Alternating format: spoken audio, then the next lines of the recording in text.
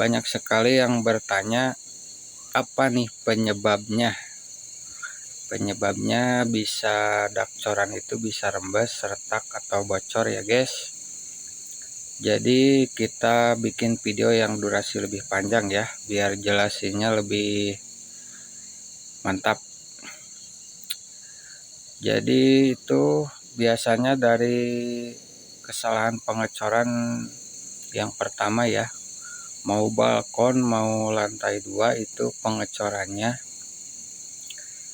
faktor besi itu harus pakai besi uril ya, uril 8 itu wear mesh biasanya.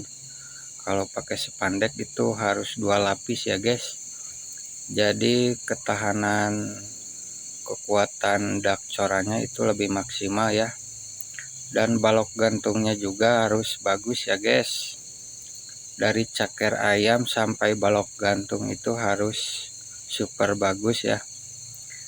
Minimal di besi 12 buat kolom ya, buat ekstranya besi 10, tapi semuanya harus pakai uril ya kalau lebih dari 2 lantai. Kalau mau dak corannya 1 lantai doang bisa pakai besi 10 uril, ekstranya 10 uril ya, 6 batang itu 1 kolom. Dan di balok gantung itu buat bentangan 5 meter sampai 6 meter ya, paling panjang tuh 7 meter.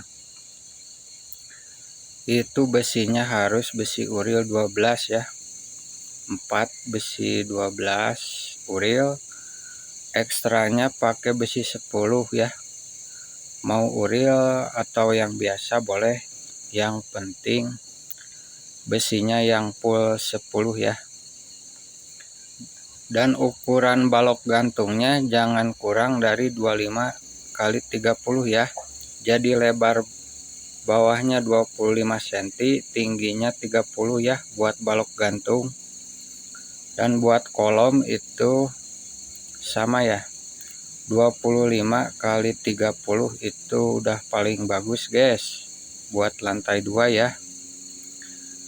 Jadi di ceker ayamnya juga itu paling kecil 50 ya, 50 kali 50, tinggi 25 ya untuk ceker ayamnya. Jadi yang mau bangun sampai lantai 2 sampai lantai 3 itu ceker ayamnya harus lebih dari 50 kali 50 ya. Itu paling maksimalnya 1 meter kali 1 meter ya guys. Jadi kenapa bang bisa rembes ya, dak corannya bisa bocor begitu? Jadi di pengecorannya ada beberapa tips ya, berapa cara. Jadi buat pengecoran adonan adukannya 1 meter kubik itu jangan kurang dari 6 sak semen sampai 7 sak semen ya guys. 1 meter kubik itu jangan kurang dari 6 sampai 7 sak semen ya. Nah, untuk pengeras betonnya 1% dari berat semen ya. Berat semen itu yang 50 kilo, berarti pengeras betonnya itu 1% guys. Jadi perbandingannya 1% dari berat semen ya guys. Dan di pengecoran itu permukaan spandeknya atau tripleknya, begistingnya ya, itu harus basah ya, harus disiram dulu guys. Jadi nanti bawahnya si semennya merata ya, jadi enggak muncul lagi ke atas ya airnya. Jadi ke bawah dia ngendap, nanti mengeras ya di bawah. Dan tips yang kedua, kalau udah separuh coran, misalkan ya udah setengahnya ini pengecoran daknya, itu biasanya istirahat dulu kalau yang kerja itu. itu kan kering, dari sambungan-sambungan itu harus disiram lagi pakai air semen ya. Air semennya harus disiram dulu pas sambungan adukannya sampai basah ya. Pokoknya jangan ada yang kering lah sambungannya. Nah, itu bisa lanjut lagi corannya guys. Jadi corannya bisa dilanjut lagi sampai kecor semua dak corannya ya, dak betonnya, dan harus merata ya. Jadi nggak boleh kurang dari 6 sampai 7 ya 1 meter kubik. Jadi harus sama semua ditakar ya.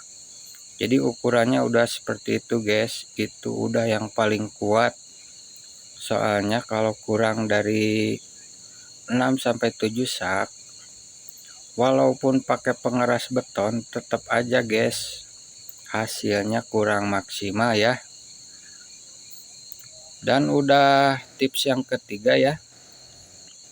Udah selesai pengecoran itu, kita jangan diamkan begitu saja guys. Sesudah pengecoran selesai, kita harus siram pakai air ya. Semua corannya disiram sampai air sampai tergenang. Jadi si semennya nanti mengeras yang bawah ya. Jadi atasnya itu udah dikasih air, udah kering. Kita kasih air terus ya sampai tergenang corannya. Dan tips yang keempat, kalau dak beton coran itu pasti ada ya yang retak. Atasnya itu pasti gak mungkin ada yang tidak retak ya. Mau sebagus apapun itu adukannya, tetap ada yang retak ya.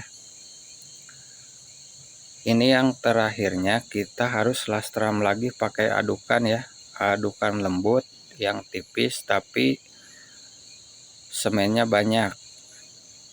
Kita ratain semua atasnya pakai adukan lagi, dan juga lepelannya jangan lupa kemiringan airnya, kalau enggak di lantai 3 ya.